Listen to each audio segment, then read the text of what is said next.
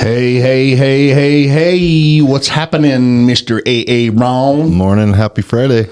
Happy Friday, everybody. Welcome to Beards on the Street. Beards on the Street. Beards on the Street. Number 30? Dude, today we're is clocking, man. number 30.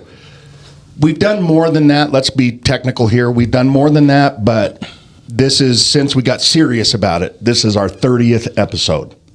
30th. That's freaking awesome. That is freaking awesome. So, and lots of fun. Yeah, thank all you guys out there that kind of support us and jump on and watch, whether it's live or if you go to our YouTube channel, which, by the way, guys, please, if you haven't subscribed to our channel, jump on and subscribe. We're trying to build our subscriptions. It's real simple. Just go to YouTube and type in @Beards on the Street. The @ Beards on the Street. I have a buddy who I was chatting with last night, and he told me there's a statistic that the average podcast doesn't go over 20 episodes. I mean, or the majority. I mean, so we've already reached a milestone. We're above average. I already knew that. I just like the You're just average. The occasional confirmation that I'm above average. Dude, that thing, I love the TV behind you with the logo on it. Pretty cool. We've added some cool stuff. We're working on it. Yeah. We're trying. And more to come, guys. Right. We're going mobile. We've got I just ordered some mics. That's kind of been our big hang up. We got the platform, we got the cameras, we've got everything. We just haven't had the mics. I mean, we've had a couple mics, but the last episode was one of my favorites, and apparently the audio is horrible, dude. Yep. Wind blowing, you breathing hard. I mean, maybe somebody liked it. Yeah. Well, what are we doing? So going mobile. What are you doing? Some of our plan with that, we're going to start going out and actually featuring opportunities in the marketplace. Yes, sir. Along with that, we're going to be Steve, you're on our first episode, buddy. That's right. My brother Steve. He flips houses, and he's an appraiser, and he's an agent. We had a fun conversation with him today. He's a man of many hats. Well, and plays a mean guitar. And he's a musician. Dude. Well, let's just go right into that, and then we'll come back. We're going to see him tonight, aren't we? We are going to see him tonight. That's what I was saying. Check this out, guys. Anybody's going to be down at the downtown 13th, we're going to the Piper Down, one of my seriously favorite bars in the state. Yep. And Blackwater Jack's going to play, and also Union Blues. Fabio's his drummer and is in another band called Union Blues. So that's going to be awesome. I know. I can't even freaking wait, man. It says it starts at 9, but you got a pregame, so get there at like 4-ish. Oh my gosh! Just saying. Well, no, 8-ish. Well, what our plan is with what we're doing, going remote, like we're talking about, we're going to be featuring awesome opportunities around the valley. There are a lot of flip opportunities right now. Man, I mean, daily I'm finding stuff that's got incredible value and spreading the price, where we can go in and actually help people buy properties and flip them. So we're going to be our remote. We're going to start bringing out contractors for different vendors with different trades. Yeah. To be able to look at and kind of feature and talk about the different respects of being able to flip a home. And just, numbers. Mm-hmm. Right before we got on here, we were on the phone and just kind of chatting up numbers, and you kind of brought up a good point. We were talking about, what upgrades can you do to create value to your home? And I was talking to Steve, and he made a really good point as an appraiser that just going in and just redoing a bathroom doesn't add a ton of value. Right. Because it's just an A bathroom. And I never even thought about it this way until he said something to me. But he's like, listen, a house already has a kitchen. A house already has a roof. A house already has a furnace. And if you go in and upgrade it, it already had it. It was functioning, obviously, before. Doesn't really raise value. It's kind of expected part of the property. And so unless what he said was unless you're improving the whole house. Right, or multiple things. And what I thought was really interesting is what he said is that the number one thing that you can do, and I actually kind of knew this, and I say it to people all the time, I always say it in the context, the cheapest thing you can do that will add the biggest value is paint and flooring. Mm-hmm. And that's exactly what he said. If you think about that, when it comes to the context of a home, it's your biggest surface areas that are, most visible and enjoyable. Well, and it gives you the most smell, right? Look, just desire. Do you know what I mean? You update those two things, and it changes the entire feel of the home. Exactly. Yeah. You can take an old home and just paint alone. Walking in and smelling that fresh paint smell, literally makes you feel it's new.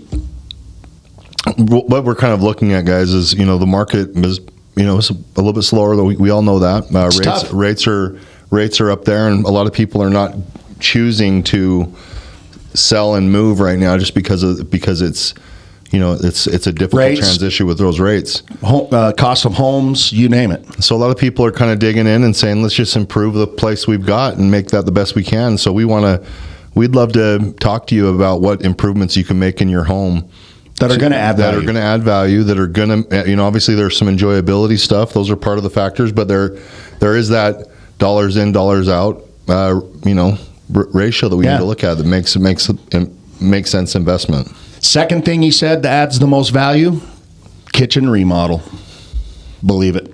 You know what? And then where do you spend most of your time? Thing is when you do a kitchen remodel, what does that mean? There's so many things that we can. I mean, talking with Nate, our cabinet buddy, last night, being able to go in and actually you can remove your doors off your cabinet, paint your cabinet, and then you can put a new door, so it's a fraction of the cost for the room, and it changes the entire look, feel. And if you change the door, it changes basically the era of when that the design. So it can look modern and fresh, and it's just doors. And even if you don't want to replace the doors, just paint makes a major difference. Right.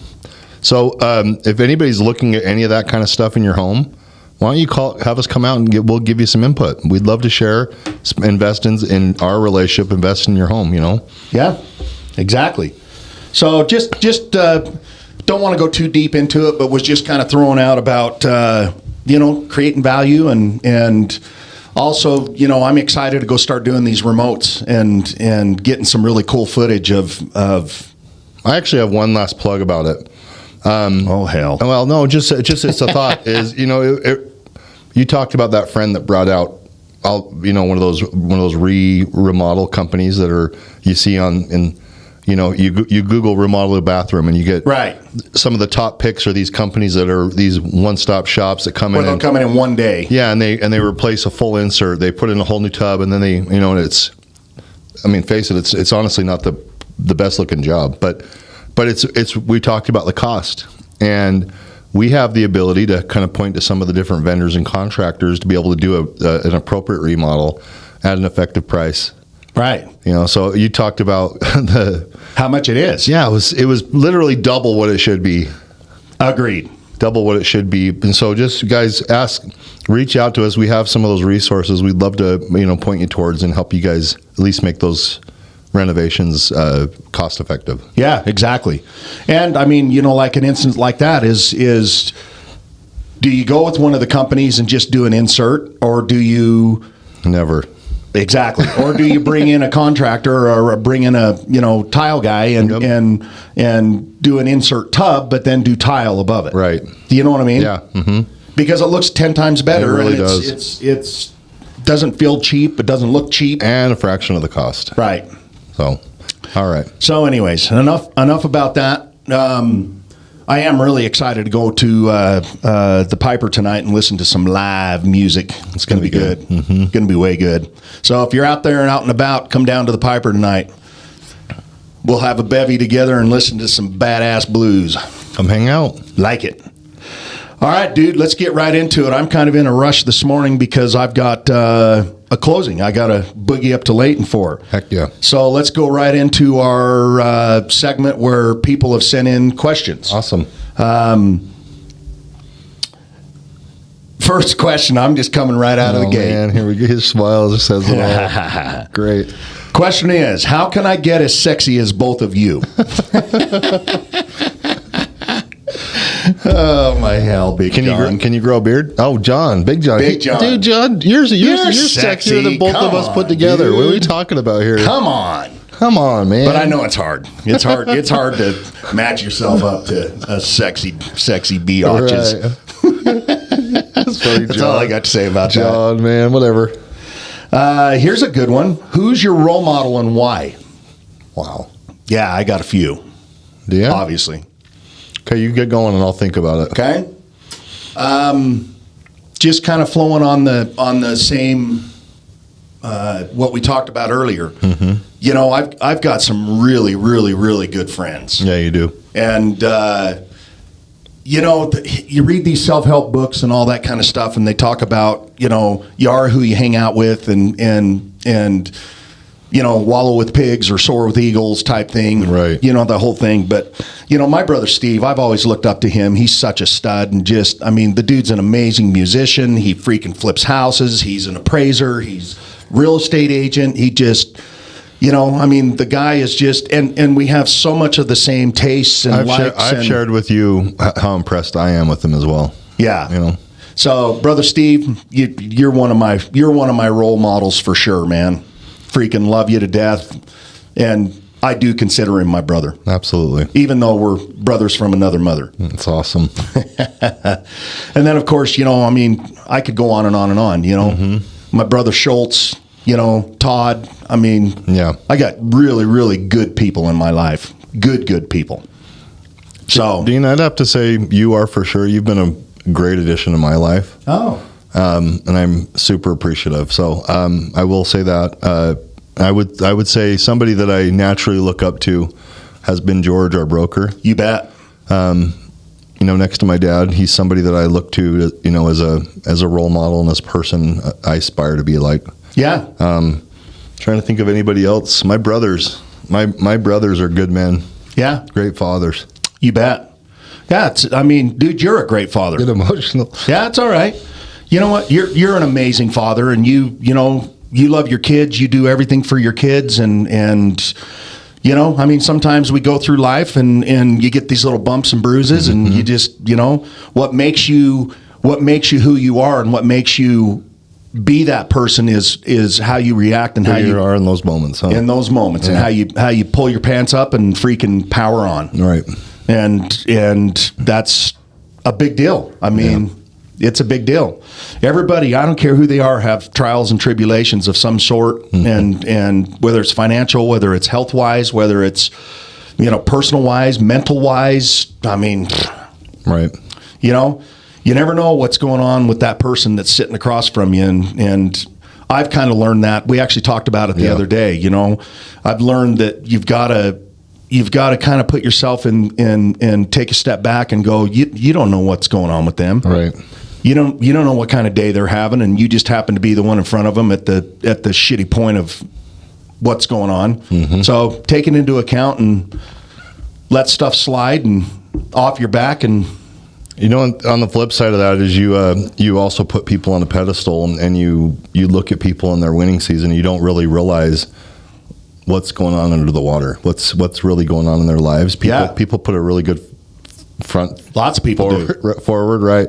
But there are people going through some hard times. That's why, you know, it's one thing that I don't know if I'll say I've been working on it, because I'm pretty in tune with it anyways, is just hearing what people are saying to you, listening. Does that make sense? Mm-hmm. So, anyways, yeah, man, that was a good one. That was. Here's one right for you. I want to know if I'm an investor, what is my best investment to make right now in real estate?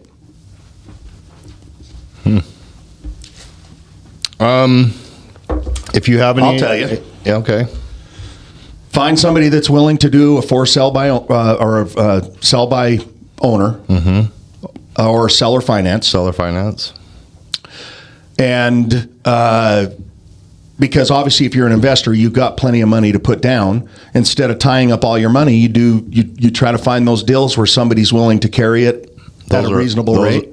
Have us help you find those deals. Exactly. Those are. Isn't that what I said? No, well. Those deals are out there. Those are know, in the middle high 2% rates, even into the 3s, and they'll carry the financing. And yeah, they're out there. Oh, absolutely, they're out there.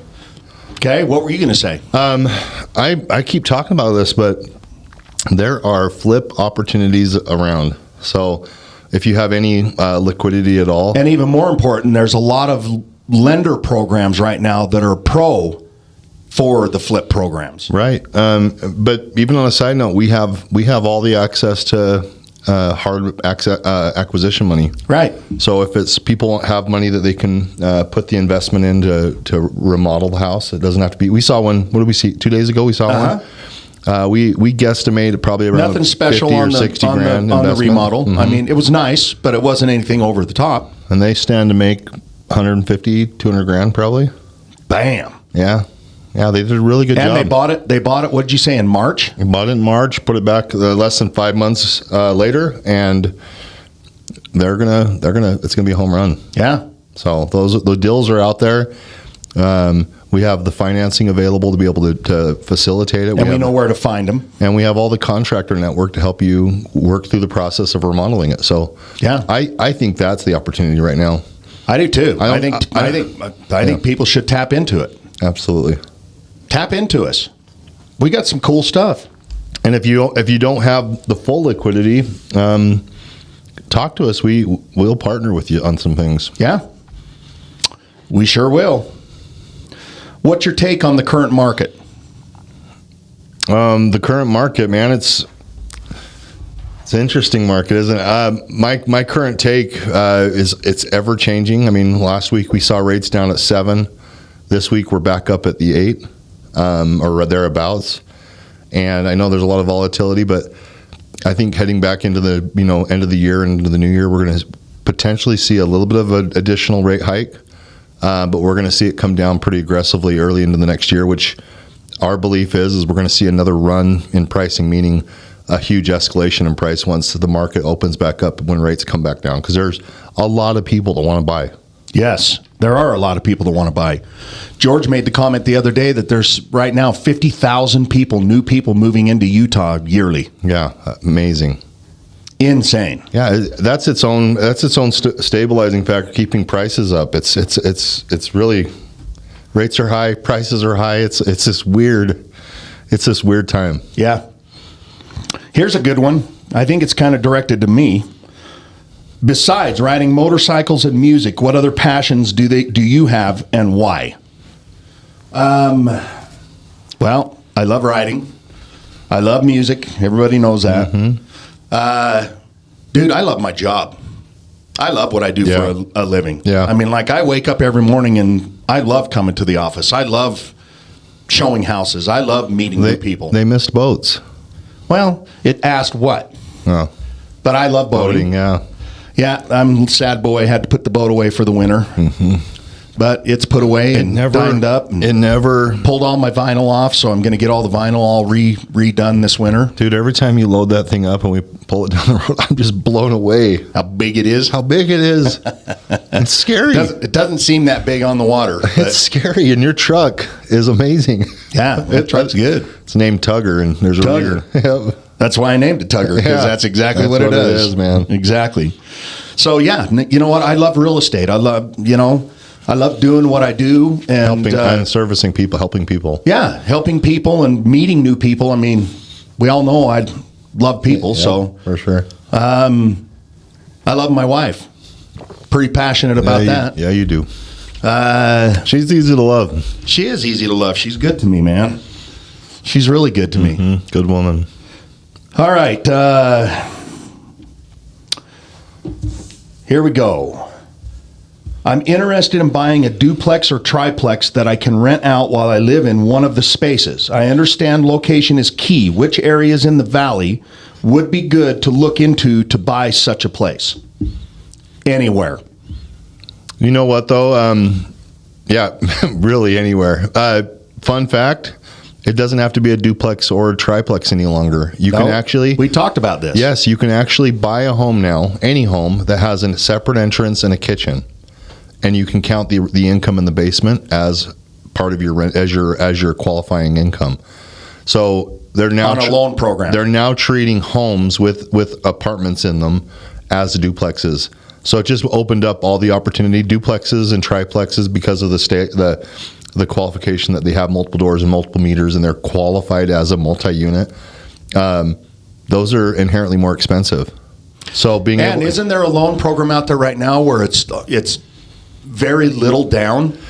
Well, they just changed the program with conventionally that you're able to go buy as a conventional like product. 3% or something, isn't it? Whether you qualify for a 3 or 5% down on a conventional home loan, you can actually qualify to buy a multi-unit. So it opened up the ability. So if you own multiple properties, have other FHA mortgages in your name, and you couldn't previously purchase a multifamily, they've now opened that up and made that a possibility. So really it's anywhere, but I would say, around metropolitan areas, around schools, obviously because it's a ready-made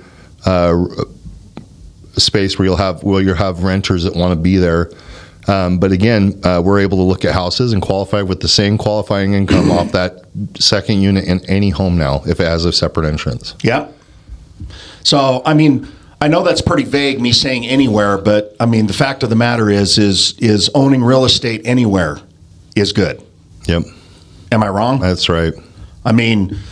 You just, based on what your budget is what you need to base it on. Mm-hmm. Obviously there's going to be opportunity on the west side and the east side and south and north. It's just, but a 1,200 up, 1,200 down Rambler, that normally was qualified or classified as a duplex could be anywhere 30 to 40% more expensive, which helps.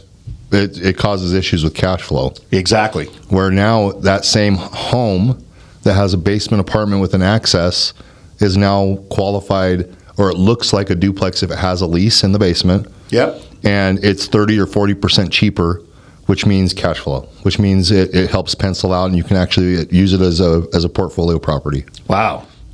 Awesome. Yep. Okay, as you step in to help buyers and sellers right now, what are the biggest mistakes you see them making that you wish they wouldn't? Staging, house prep, landscaping, and how can we avoid those? Well, I can tell you the number one mistake that people make is they think that they can go to a discount brokerage and they're going to get the same service that they get from guys like me and you. Things are number one. Things are tight, and so people look at where they can save money, and so they think, hey, can I do it myself? Hey, can I go to this discount place and get the same? But let's be real. Yeah, it's not the same. Are they saving money, Aaron? It costs you money up front, and then there's no longer the attention and energy to actually get the job done. So it costs you money, man. And it's so much deeper than that. Yeah. Again, you talk to an appraiser, and they tell you all the time how for sale by owners or people that go to discount brokerages, how they leave tens of thousands of dollars sitting on the table because they just don't get it. Yeah. So that'd be my number one. Number two, not listening to the person they hired to do the job. Meaning, if you're going to hire me for my expertise, let me give you my expertise. And we're in this market all day, every day. We deal in this market 24/7. We know what's going on. I always use the analogy, if you had a brain tumor and you had to go and had that thing removed, mm-hmm. Would you start shopping around and try to find the cheapest freaking person that could go into your brain? Looking for a mirror, you can see your own back of your head so you can cut into it? Like, seriously, dude. Right. Now, I know that's an extreme. I'll give you another one. If you got into some legal problems and you were facing prison time, would you want to go out and wicker and dicker with some freaking lawyer and find somebody that's going to give you the cheapest rate that you can when your freedom is on the line? You know what? This is your biggest investment. I would say this largely stems around, again, pricing. So it's following. Yeah, but it's way deeper than pricing. What I'm getting at, everyone that goes off into that direction is they're trying to save money. They're trying to do it themselves. So they're looking for the least expensive. And then they feel this pressure to overprice and to over, and really my opinion is finding the right professional and then doing what you said, and that is following their lead. Yeah, you don't hire an accountant and then he comes back and you're like, no, I don't agree with that. I don't Let's like that. change I'm gonna do it my way. Yeah, and then time's wasted, and then it causes a doctor gives you advice for something that's ailing you. Well, a lot of people don't listen to him, right. But you're just like, he doesn't know nothing. It just cracks me up, and you can tell I kind of get fluffed about it. My answer is, and it ties right into what you're saying, but it's allow us to work to strategize and work around pricing in a way that but again, I said exposure. it's a lot deeper than pricing. I mean, you got pricing, which is just one aspect of it. You've got negotiations. You've got all the legal, all the paperwork, all the covering your freaking ass so that you don't open yourself up to litigation down the road. Happens all the freaking time. Right. All the time. People, well, it's not going to happen to me. Well, yes, it will. So it's hiring the right person and giving full reign and ability to lead and guide the process. Right. Yeah. I mean, we have a fiduciary duty to represent you and to have your best interest at heart and at mind. Right. And we take that very, very seriously. And we're good at what we do. Right. So that's my answer on that one. Okay. I've always heard the market slows down in cold weather months. Is that true? And as a seller, what can I do to make sure I maximize winter traffic? Great question. There's no doubt that come spring, the market heats up, and there's always periods of time that real estate is hotter than others. But the fact of the matter is real estate sells year round. It does. It's not that there's a time that's better to sell than others. I mean, yes, weather can be a factor when you have to move, but you deal with it. People buy homes all the time. It doesn't matter the season. So my advice would be that whatever works for you. There's buyers out there right now. What were the numbers that we just looked at? 2,800 homes. 2,800 homes sold last month. And that's just single-family homes. Yeah. That doesn't include condos No, it does include condos and townhouses. Okay. But what it doesn't include is multifamily properties. Gotcha. Which was another 2,000 something. I can't remember the exact numbers, but I mean, guys, people are buying and selling real estate. I said this on our last program. You marry the house, you marry everything about the home, you date the interest rate. Because you're not stuck with that interest rate for forever. So I think if now's the right time to sell and you have to be in the market when it is a little slower, but there are people buying and selling. The people who are in the market during those times, they have to move, so they're serious. They're serious. So do your part. I've been showing houses all week. Listen to us. Help declutter, stage by properly placing your furniture, and that we have input there, and do everything you can on your side to properly position your home to sell. Includes price, includes pictures, all of the whole process. That we're going to help you, hold your hand and walk you through the entire process, and we have all of the tools and all of the tradespeople to make it all come together and be perfect. Yep, and then when we draw that traffic in, those people are there to look, and they're serious as can be. So it may be a fewer visits, but they're ultra serious, and they'll pull the trigger. Yep.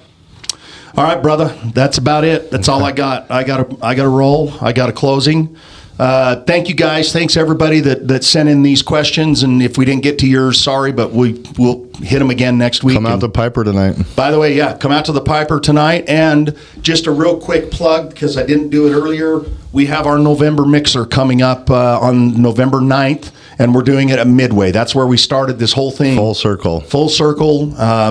We'll be sending out. We've already been blasting out all kinds of invites, but we'll continue to do it up until the event happens. So, all right, guys. Well, thank you so much. Appreciate it, and look forward to seeing you. Look forward to seeing you next time. Have a fantastic week.